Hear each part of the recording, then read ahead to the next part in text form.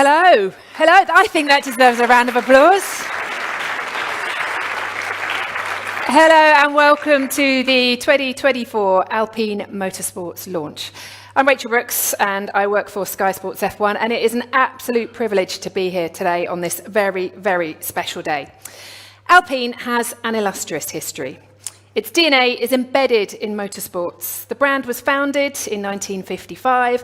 It shone through the 70s with World Rally and World Endurance. And in more recent years, Alpine entered into the pinnacle of motorsports with Formula One. Now, over the next 30 minutes or so, we're going to go behind the scenes together, first in endurance and then in Formula One. And this afternoon, you will discover much more than the liveries. In this dual Formula One and World Endurance presentation, you will get a sneak peek at the actual cars today. These are not last year's cars with this year's liveries. They're the real thing, so make the most of it this afternoon. Now, 2024 is the first year of the Alpine Hypercar project. The team's been working really, really hard to make the final adjustments. And this A424 that you'll see in a few moments was on track in Barcelona just a few days ago. After this, it's going straight off to Qatar for the first race of the season. It's also going to be an exciting year for the BWT Alpine F1 team and its new investors, Otro Capital, Redbird Capital Partners and Maximum Effort Investments, headlined, of course, by some familiar names and faces, as I'm sure you already know. So where better to start this presentation and to present this A524 Formula One car for you than here, the very place where it's been designed and developed. I know you're eager to see both cars and, of course, meet the drivers. So let's crack on. Alpine is one of the brands that's most engaged across all the FIA motorsport disciplines, from F1 to endurance, from single-seaters to rally and Pikes Peak, and into the virtual world, of course, of esports. Alpine is truly passionate about developing motorsports excellence. So let's have a look now at the exciting world of Alpine Motorsports.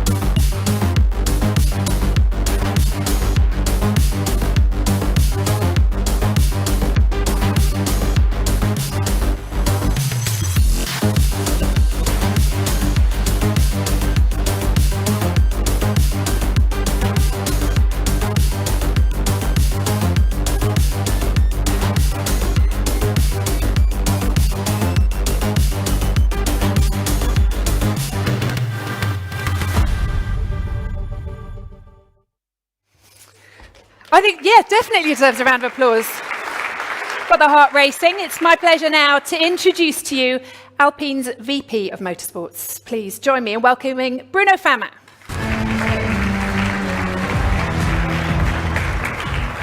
Bruno, thank you so much for joining us. Ça va? Ça va, Rachel, ça va. Good afternoon, everyone. Thank you for coming here today. Thank you for everyone watching live. I'm really excited and happy to be here today. It's a very special moment. As you said, we are going to unveil those cars, the lineup, and it's a very special day because it's Pierre's birthday, and happy birthday, Pierre. Bruno, you've got a fantastic history in motorsports. I'm curious to know, though, where your love for it all began. It started when I was a kid, really, the passion for motorsport. I had the opportunity to go to the 24 Hours of Le Mans when I was 10 years old. And then I tried to really work hard and to study engineering to go into motorsport. And the dream came true. And I won Le Mans, I won Dakar, I won Pikes Peak. And more than that, looking at the future, I'm super excited to now lead this amazing Alpine Motorsport project. Well, Alpine is Renault Group's cutting-edge motorsports brand, and it's pronounced a new product lineup by 2030. Can you tell me how motorsports is influencing the next generation of road cars? We are really proud to be transferring technology from the track to the road. And for that, really, for having that opportunity, I would like to thank Renault Group CEO Luca De Meo, who is here with us today. Also thanking Philippe Krief, Alpine CEO, and I'm really excited. More exciting news. First electric car from Alpine too.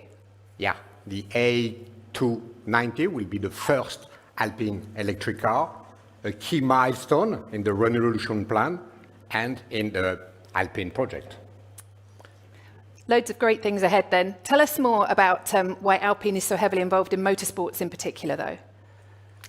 Alpine was born from racing. Motorsport are the perfect match for us. We are really excited to bring emotion, transfer technology, and make the brand shine. Today, we will discover the Hypercar A424 and the new Formula One A524. And Alpine is one of the 2 manufacturers in the world that can do this. Formula One and WEC are really complementary to develop Alpine brand awareness everywhere in the world. It's a real challenge to be at this level of competition in the 2 biggest FIA championships. It's a big ask. It's been an exciting road for Alpine's World Endurance Programme since the A424 show car that was revealed last June. So let's check out some of the highlights and look closely because it'll be your first glimpse of the A424.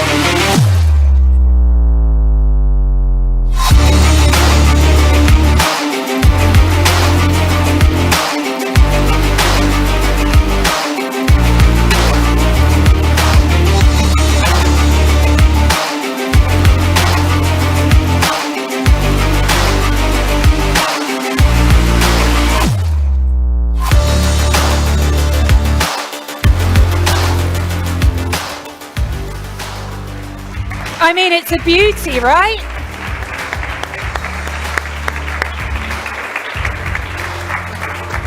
And fantastic to get a close-up look at this stunning piece of engineering. So I think it must be the perfect time then to introduce to you Alpine's endurance team manager, Philippe Sinon.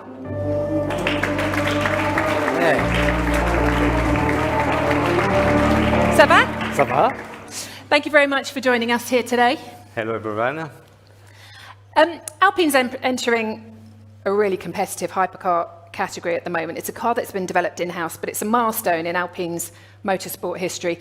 We know the competition is going to be fierce, but it's a massive moment for the team, isn't it? And for you yourself, I imagine. Tell me how it feels. As you can imagine, we are really proud, so proud to be there with our Alpine endurance team. First of all, I would like to thank Luca De Meo, Philippe Krief, and Bruno as well. Together, we're making this project a reality. So it's a great moment for us. And long-standing partners back with you, Elf again as well. Yes, one of the most faithful partners of the endurance program.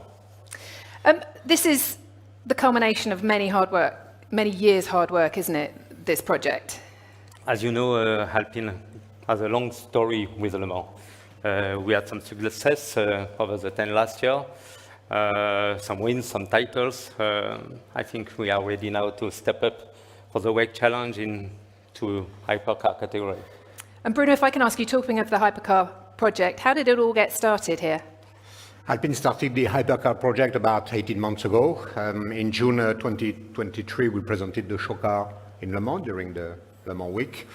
And since we are running, testing quite a lot because we have not much time and working hard.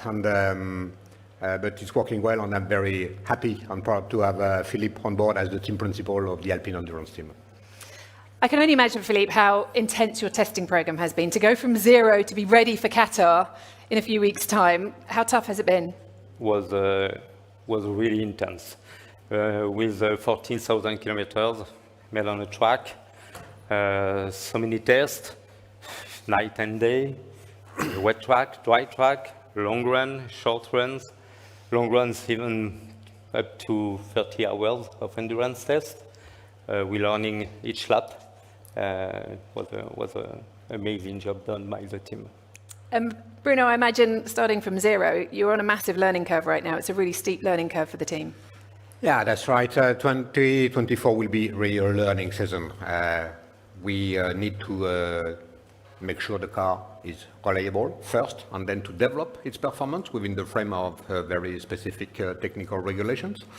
We will go step by step, but we will compete among the grids. The bar's pretty high, though, isn't it, in this sport? It is. The car is new, the driver lineup is new, part of the team is new. There's a lot to do. We will remain very humble, what doesn't mean that we are not ambitious. We are we have all a racing spirit.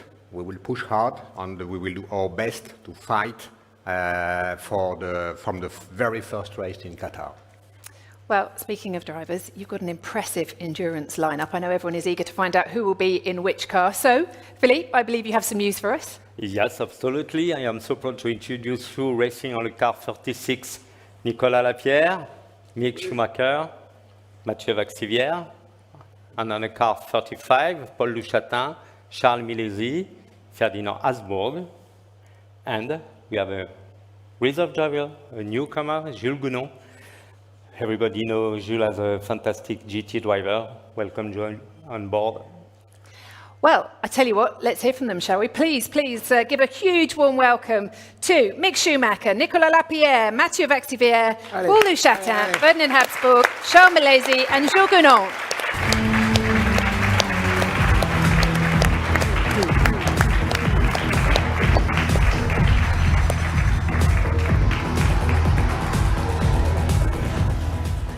It's wonderful to have you all here today alongside your car for the season ahead. Let's go a little bit deeper into it because, Nicolas, you and Philippe, you've got a long history together, 3 wins at Le Mans, many seasons together.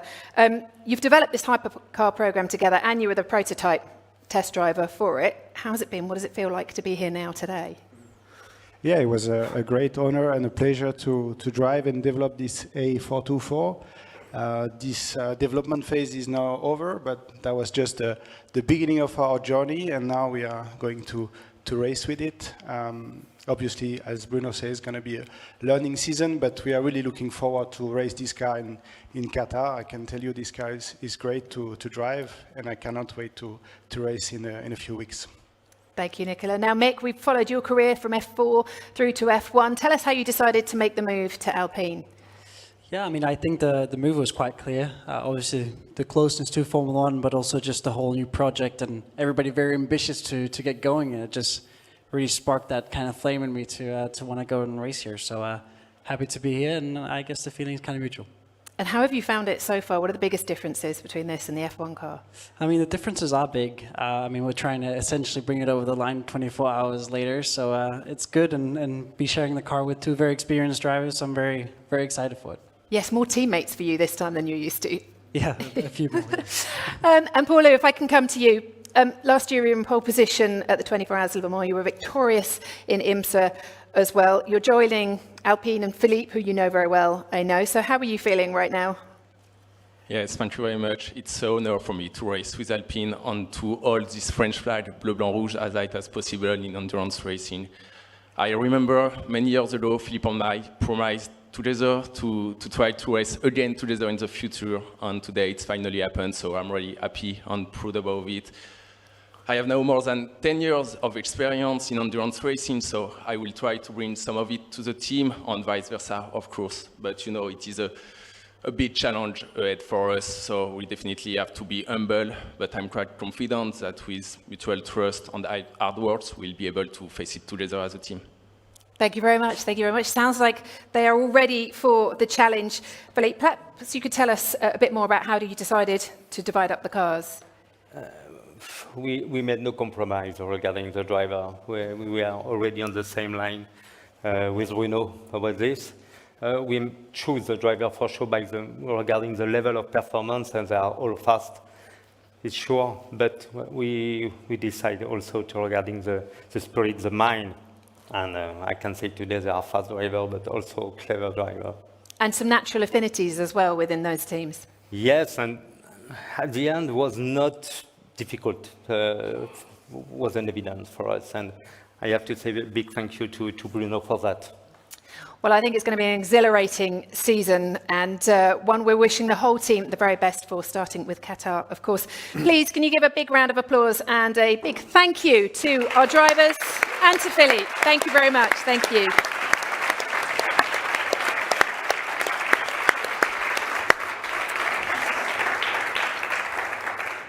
And now it is time to talk Formula One. Bruno, if we may. Promises to be a busy and intense campaign. I think we all know there are 24 races in this record-breaking season to come from March through to December. So, Bruno, I want to ask you, first of all, as team principal, what did you learn from the 2023 season? First, we really look inwards on self-criticize ourselves, and then we identify challenges and we focus on solution. Now we are full of energy. By the end of 2023, we identified and we showed some quite improvement, and now the challenge is to generalize that across all the team. And what changes have you implemented then for 2024? When I became team principal in mid-2023, we really focused on the track team to take it to another step. We saw that we were already making some interesting progress, but there is still a lot of room for improvement across the whole team. And that will be my number one priority as a team principal, in addition to my role of Alpine VP Motorsport. And you're keeping on Julian Rouse as sporting director? Stays in Yeah, that's right. Julian did really a great job in 2023. He's a real asset, Julian, a real asset for the trackside team and for managing the Alpine Academy as well. And some breaking news for you all. I understand there are 2 new roles as well at Enstone and Viry. What can you tell us? Yeah, we decided to create 2 new roles, the same in Viry and in Enstone, of Chief Operating Officer, in order to manage really the day-to-day business and operations of both sides, both companies, 2 different companies. And like that, I will have more time to dedicate to my role of team principal and VP Motorsport. Well, I wouldn't be a journalist if I didn't ask you who's got the jobs, who are taking on those CRO roles. Then we will have John Woods in Enstone, who will join in 1 month's time. And in Viry, we are going to have Audrey Vastrou. She's already the operation director of Viry Châtillon factory. And both of them, I'm sure, will bring a wealth of experience to the whole team Alpine Racing. Great. Big news for the team. Now, just before we see the car, I've got one last question for you. What can you tell me about the approach that you've taken to this A524 this year? It's bold and very excited to be honest, because I think not many people have seen the car yet, and we push really hard. And thank you to Matt and all the team and everybody in Enstone and in Viry for doing that. But first, you said it, but I want to say it again, it's super important, it's the real car. It's the real 2024 car, the A524. Everything is not only a livery, then it's very important. 2024 is really a bold approach. It's a completely new car, front to back. And Matt will explain us a bit later more in detail. All right, brilliant.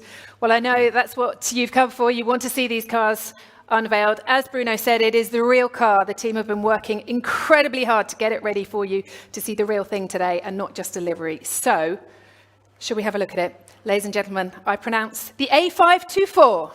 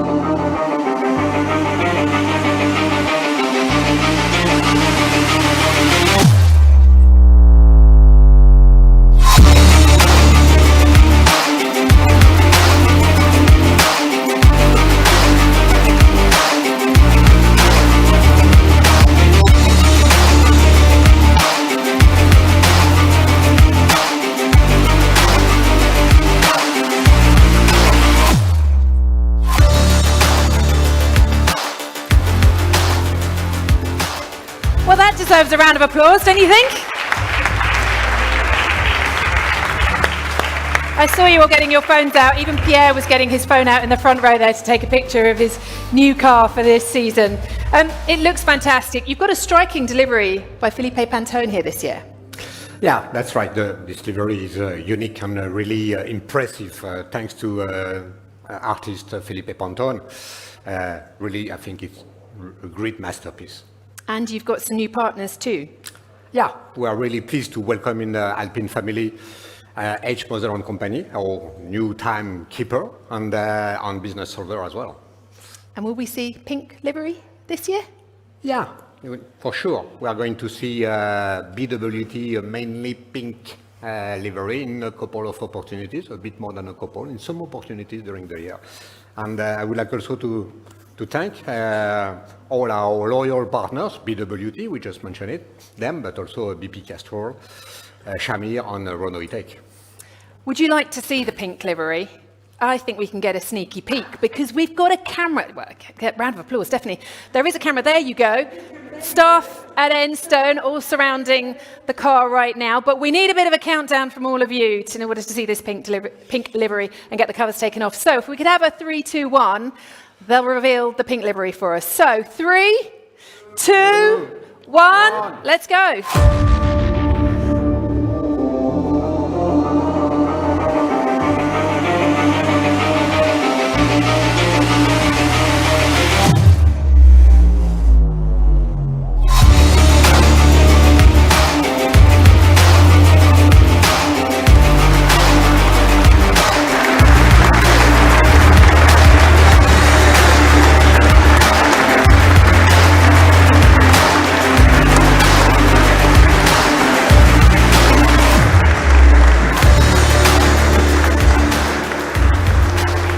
For the price of one, absolutely fantastic. Let's have a look then into the A524 and delve a little bit deeper, shall we? Bruno, thank you very much for your time for the time being. I'd like to welcome to the stage the man who is behind it, the Alpine's technical director. Please welcome to the stage, Matt Harmon.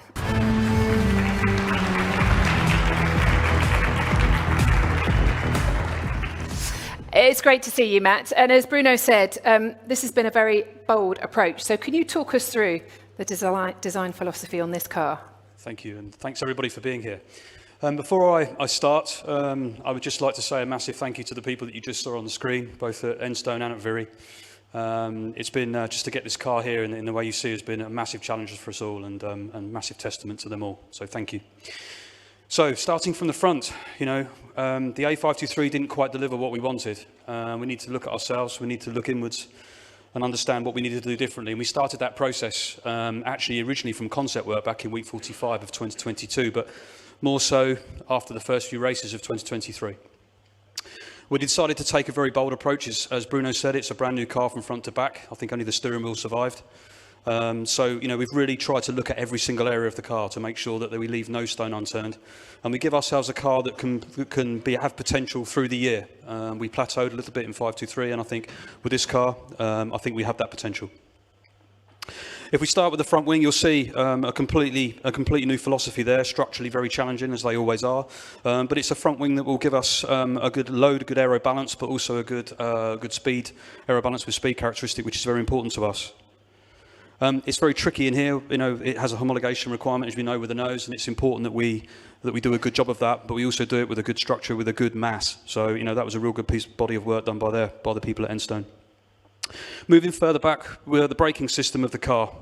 It's very complex. It's very important with the brakes, as I'm sure you're all aware with your cars that you drive every day. It's very important to be consistent and precise. And both Esteban and Pierre really do need to be consistent and precise on the braking system. That is the first order. But after that, it's also an aerodynamic device. We need to cool the brakes, we need to cool the calipers, we need to cool the brake disc, but we also need to manage the temperature going into the tyres. And that's done by a combination of not just the blankets that you'll see on the television, but also the manner in which we let heat pass through into the carcass of the tyre. So we spend a lot of time on this, optimising that, making sure that it's aerodynamically capable and it fits with the rest of the front end of the car. The front suspension is a similar concept to we had on the A523, but it is much more optimised. The kinematics are very different. The inboard suspension is slightly changed to give us more flexibility and understanding on how we can control that. If we move further back, one of the big areas that we focused on this year was the chassis. We made sure that we squeezed every single thing that we could. We need to make sure the driver is comfortable. Esteban, don't worry, you will be comfortable in the car. It's really, really important for their ability to drive. But equally, we also need to push. We need to push the structures, and we also need to give the underbody of the car the ability to increase the flow rate through the car. And I'll talk about a little bit about that later.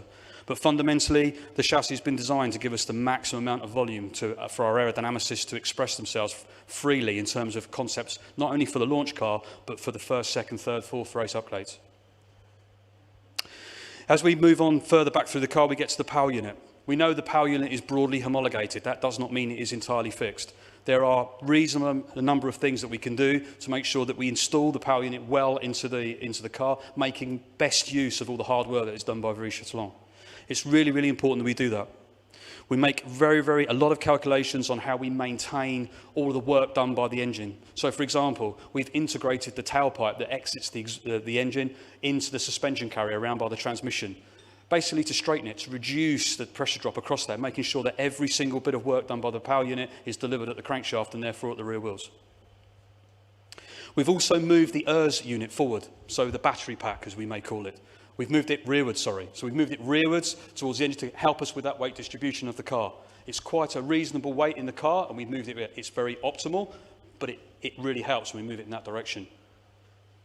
Moving rearwards, again, we sort of move into the rear suspension, the transmission side of the car. Another challenge that we always have with the racing cars is we want optimal mass. We want to be under the weight limit, but we don't want to be too far to the point where we're not using the mass to spend back into performance. So it's really important for us to optimise that, and we've done just that. We've taken a considerable amount of mass out of the transmission, which has required a lot of validation. That has been validated in line with our full car dyno, where we also had the full powertrain system with the power unit, all of the heat rejection systems in every part of the car, including the chassis. That allowed us to do well over 3,500 kilometres, which is a fantastic collaboration between the engineers at Viry and Enstone. Moving further back, we get towards the rear suspension. The inboard rear suspension has been completely revised.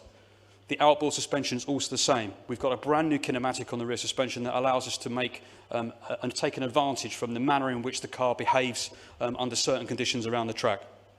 We've also tried to make sure that we optimise it aerodynamically. We took a little bit of an aerodynamic hit for taking that kinematic, but we believe we will drive through that. We were already back to where we started, and we believe we will get well and far beyond as we develop the rear of the car further. As we move more to the rear wing is an area where I think we could have done better last year. There were certain tracks where we weren't as efficient as we wanted to be in terms of the down versus drag. Monza was one in particular. We learned from that. We designed some new things. We went to Vegas, Las Vegas. We raced there. We understood some things. We included that in this car design. This year, this car, the rear wings will be matched more heavily towards each individual event, making sure that for certain types of downforce versus drag requirement, that we're more optimal, we're closer to where we want to be from an optimal lap time. Coming back round towards the rear braking systems, very, very similar to the front. Good concept, management of thermal behaviour, precision of the brakes, exactly the same as the front. Now we get onto the floor and bodywork. We all know that predominantly the floor creates an awful lot of the downforce of our car. It's a real driver for a lot of the performance upgrades that we will see. And an awful lot of the work that we've done in the centre of the car is to free up volume and space to express ourselves properly with that floor. You will also see on the edge of the floor, there's some fantastic design work gone in here. We've got some very interesting elements on the floor that allow us to make the most of the air passing over that area. And that actually is in combination with the bodywork. Now, one of the things that you can't see as I stand here right now is underneath the bodywork. And under there is what we call the internal bodywork. So there is another set of bodywork which you cannot see. And this allows us to control all of the mass flow through the car from the beginning as it enters into the sidepod all the way through to the rear. That allows us, to make sure that we optimise the cooling behaviour of the car. We were a little bit more open than we would like to have been last year. This year, we were in a much better position. That reduces the drag of the car and allows us to have an optimum lap time. We've also controlled a lot of the thermal behaviour under there. So, for example, we try not to cool the exhausts. That sounds very counterintuitive, but cooling the exhaust takes away the energy of the exhaust. Taking away the energy of the exhaust means we don't have as much power at the crank. So we try to make sure we use our air where we need it and not where we don't, like we do everywhere else on the top of the car. An aggressive approach to this. We've taken a very aggressive approach. I think we'll see where we are when we go to the Bahrain test. But we will be relentlessly upgrading this car, and we have an awful lot of potential to extract. We've not anywhere near achieved all of it just yet. So I look forward to it. Great. Thank you very much for that. Thank you very much, Matt.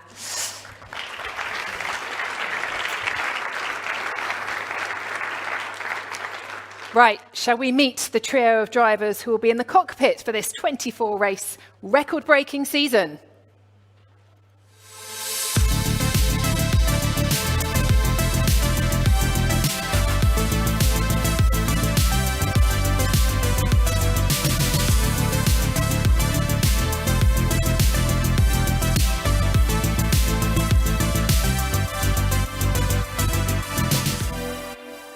They've been studying the car closely. Please welcome to the stage Esteban Ocon, Pierre Gasly and reserve driver Jack Doohan.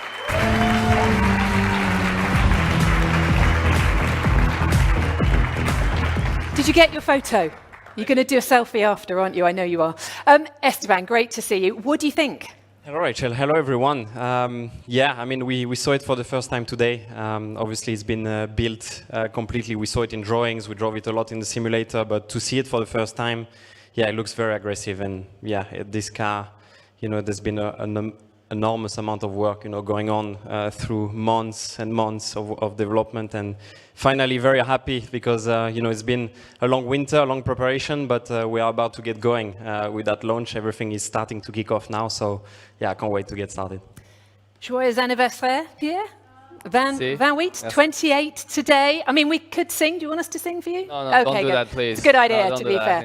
How's this as a birthday gift? That's probably the best birthday gift I could have hoped for. So no, it's amazing. I know a lot of work I've been done over the past few months. Obviously, we've been involved with Jack and Esteban in the simulator, talking with the guys. But just to see it live, I think a big round of applause for all the guys to get it here, because it's a 2024 car. I think it's the first time we get it all together, and in a couple of weeks' time, we're going to be in Bahrain testing for the first time. And yeah, I'm just super excited to get going.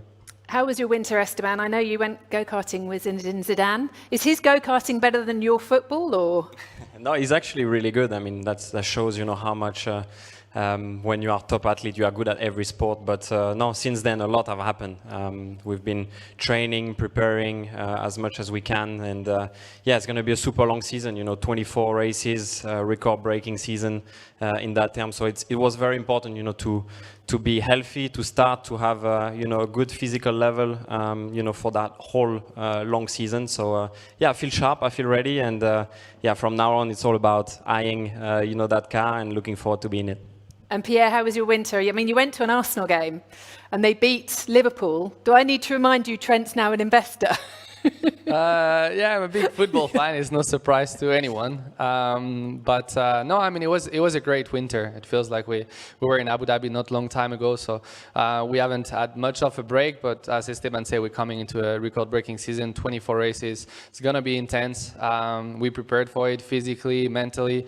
I'm feeling in a much better place than I was 12 months ago when I came here in Enstone for the first time and met all the guys, mechanics, engineer. So no, I'm really feeling amazing, and yeah, I just want to get behind the wheel, behind that car, and really push it to the limit. Jack, we've seen you enjoying your winter as well, taking on a triathlon. Yeah, luckily my winter was a summer, so I've been a little bit warmer. It's been a bit of a shock coming back the last few days here, hence why I have a big head full of hair. Usually it's shaved, so now I brought some warmth with me, but yeah, you know, I'm not racing this year, so I wanted to still put myself into that sort of environment and throw myself in the deep end. But no, I'm still, you know, heavily involved at the team. Another year as reserve driver, spending a lot of time in the simulator, which will be, you know, extremely beneficial for me. Also then joining the guys on track, knowing exactly how they're feeling and really where we're heading into the weekend. So that will be good, as well with, you know, an extensive testing program in the 2022 and 23 car. So 21 and 22 car, sorry. So yeah, I'm really looking forward to the year ahead. And Esteban, it's your 5th year with the team. Can you set yourself some ambitions and targets for this year, this early on? Yeah, I mean, it's awesome, you know, to be continuing the work with the team, with the brand. You know, I've been part of this team for a very long time now. You know, as someone was saying, when I arrived, I was, a lot smaller. Were you ever that high? I can't imagine you ever being that high. It sounds like a long time ago, and it was. You know, I joined this team when I was 12 or 13 years old, so yeah, it's more than 10 years, and it's incredible to be continuing and racing in Formula One in the best cars in the world. So yeah, I can't wait to get going. The aim for me is obviously to extract the maximum out of the car every single time. We have a big task, you know, to improve and progress, you know, throughout the year. But yeah, the important is for me that task, you know, to end the season, have no regret, and be happy with what we've done. And Pierre, 2nd year with the team, as you said, a couple of trophies last season. What are the targets for this year? Well, hopefully, definitely more trophies coming this year. But no, I think as we said, you know, we came with a bold car, aggressive strategy. We know there's a lot of work ahead of us, but no, definitely ready for it. 2nd year with the team, so definitely feel like there is even more potential to unlock. And yeah, excited to get going. Teamwork, we know where we want to be. We want to see the team at the top, and that's where I want to be as well. And yeah, we'll work for that. And Jack, I know you're not racing this, you don't have a racing program of your own this year. How will you stay sharp? And is this a new aero version? Because you had a shaved head last time we saw you. Yeah, this is the new. This is aero development, this is it? quicker. Yeah, you know, we redesigned the car, redesigned my hair. So no, going all in for 2024. Like I said, you know, I think I have 10 days in the car this year and previous generations, which will be amazing. You know, just super grateful, obviously, to Alpine and everyone here at the factory, both here in Viri, and for the trust they had behind me to put this testing program towards. And you know, also doing race support, like I said, in the simulator on all the Fridays, which will be extremely valuable for me myself, but also to have, you know, another race driver, you know, in the simulator as well, handing back to the team. So I look forward to staying sharp even though I'm not racing. Well, I've mentioned 24 race season, as you reminded me earlier though, Esteban. It's 30 really, because you've got 6 sprint weekends. Any of them stand out for you as you look ahead to that calendar? I mean, for sure. I mean, every year, you know, I got a couple of favorite circuits. You know, Suzuka, Budapest are definitely the ones that stands out for me. You know, really, you know, cool flow, and the Formula One car really comes alive, you know, in those times when you go through those circuits, you know, really high grip, cool places. And yeah, I can't wait to be sitting in that and experience that in those places. And which race are you looking forward to taking this one around? To start the first one, and then second, and the third. I mean, every race is gonna be, you know, we're gonna come with the same mentality and try to deliver the best job we can. Yeah, as you said, 30 races. They're gonna be a lot of opportunities. We know we'll have to work hard at the start and see where we stand in Bahrain at the first test of the season. But it's gonna be a long season. They're gonna be great chances, and yeah, we'll make sure we're there to get them. Not long to go, just a couple of weeks until the car's on track. Thank you very much to Esteban, to Pierre, and to Jack. And that concludes this, I think so. I think a round of applause. Thank you. Thank you. That concludes the Alpine 2024 Motorsports launch. We've heard from drivers across World Endurance, Formula One, and we've seen the real machines today. They're ready to take on a very busy global campaign. 2024 has definitely started, and we're very excited to see what Alpine Motorsports can achieve. Thank you all so much for joining us today. Thank you to you wherever you are watching this from. It's been a pleasure to have you along, and we will see you on track very soon. Bye-bye.